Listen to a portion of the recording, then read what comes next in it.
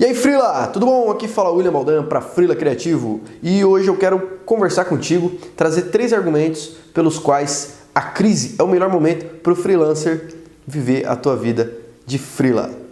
Quando eu falo viver a vida de Freela, eu não quero dizer só ser um Freela, mas ser um Freela bem sucedido ou abandonar a tua agência e começar a viver como freelancer, tá? É isso que eu quero dizer, então vem comigo e solta a vinheta aí!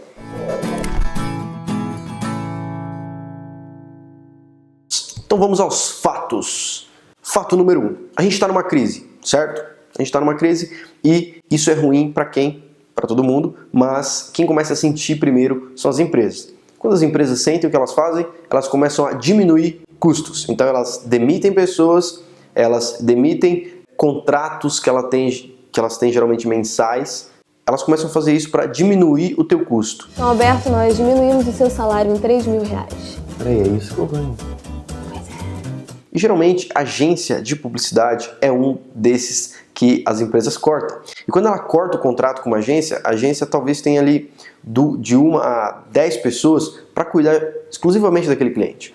E quando aquele cliente demite a agência tem que demitir essas pessoas. Então é muito provável que a tua agência esteja num ritmo muito pequeno, num ritmo muito menor, e que isso gere demissões aí dentro. E isso gerando demissões, é provável que você também perca o seu emprego. Claro que se você for um cara muito diferenciado, talvez você, não dá pra dizer, porque talvez você perca ainda mais rápido, porque o muito diferenciado tem que ganhar mais e nessa época não aguenta pagar aqueles que ganham mais. Às vezes acaba ficando ali com os estagiários e um diretor. É isso que geralmente acontece. Então o fato número 1 é que talvez você perca o seu emprego, então seja o momento de você começar a viver como freela. E o fato número 2, a gente acabou de falar que as empresas demitem agências, só que a gente não falou que as empresas precisam de alguém para cuidar disso. Precisam de alguma agência. Ou talvez ela vá para uma agência mais barata, ou dependendo do porte da agência, ela contrata um freelancer, contrata um cara bom que dê conta do recado. E aí está a oportunidade para você. Se você procurar agora, se você tiver um bom network, você vai ver que muitos empresários estão buscando indicações de profissionais que trabalham home office e que dão conta. Tem algumas privações para isso, tem alguns tipos de empresa que fazem esse tipo de contrato. Empresas muito grandes não optam por isso, porque é um risco maior, é uma parada que é levada com mais seriedade. Então eles encaram o profissional home office como um profissional não muito sério e eles não apostam nisso. As empresas muito grandes, tá? Elas vão talvez para uma agência um pouco mais barata, uma agência que ainda dê conta, que eles não percam dinheiro, não parem de fazer as ações publicitárias, mas que eles tenham um custo menor com isso. Então o ponto número 2 é a sua oportunidade de substituir uma agência, de conseguir contratos com clientes que estão buscando alternativas mais baratas para fazer as suas campanhas, para continuar o teu marketing. E talvez você pode ser um desses. Se você tiver o preparo, a influência e a capacidade de gestão necessária, conseguir provar isso, né? Se você conseguir se vender, você vai conseguir fechar esse contrato e isso pode te dar, talvez um contrato aí pode te dar uma puta estabilidade, uma puta liberdade, que é aquilo que você sempre vinha buscando na carreira. E o ponto número 3. Cara, o ponto número 3 ele é um pouco contraintuitivo. A gente falou que as agências demitem, que as empresas demitem agências, as agências demitem funcionários. E as empresas que demitiram agências contratam funcionários, assim, né? Contratam freelas, contratam pequenas agências.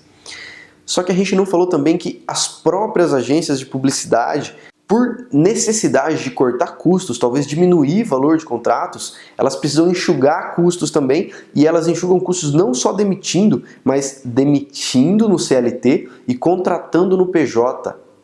Entende? Ela demite a carteira assinada e contrata como prestador de serviço aquele cara.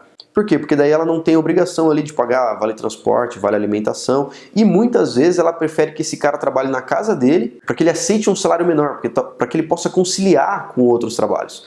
Então é muito comum acontecer de que o cara saiu da agência, tá na casa, foi para casa dele e essa agência entra em contato e fala: vamos renegociar? A gente contrata aí como PJ e você presta serviço pra gente daí, só que você fica disponível full time em período comercial para nós. E aí o cara não tem aquele tempo de transporte para ir pro trabalho, não tem aquele desgaste, ele consegue começar a trabalhar talvez mais cedo e ele consegue parar de trabalhar mais tarde sem ficar tão cansado, sem ficar tão desgastado.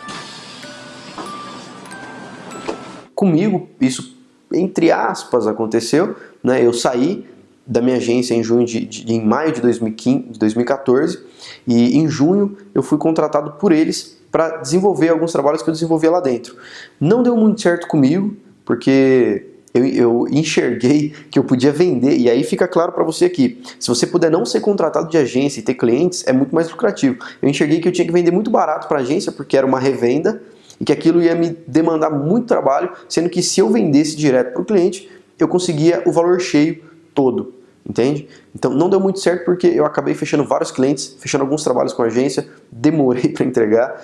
Eu entendi que esse era o modelo melhor para mim, mas se eu não tivesse cliente, seria ótimo. Cara, seria fantástico esse modelo de contrato que a gente fez. E isso é muito comum de acontecer. Beleza? Então esses são os 3 pontos. Cara, fica atento. Se você não entender, se você não acreditar nisso, você não vai aproveitar esse timing do mercado.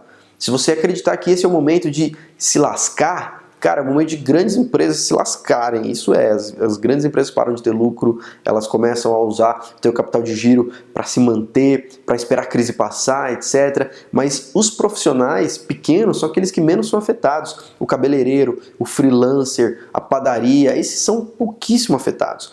A crise está aí, os shoppings continuam cheios, as pessoas continuam comprando, certo? Só que as pessoas optam por comprar coisas mais baratas. E é isso que você tem que entender. As pessoas optam por gastar menos com luxo.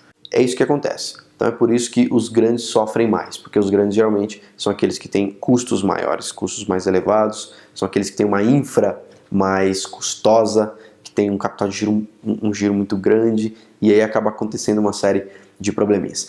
Beleza? Espero que você tenha gostado desse vídeo aqui. Falou William Baldan para Freela Criativo. Não deixe de curtir. Não deixe de se inscrever na lista VIP. Não deixe de se inscrever no canal.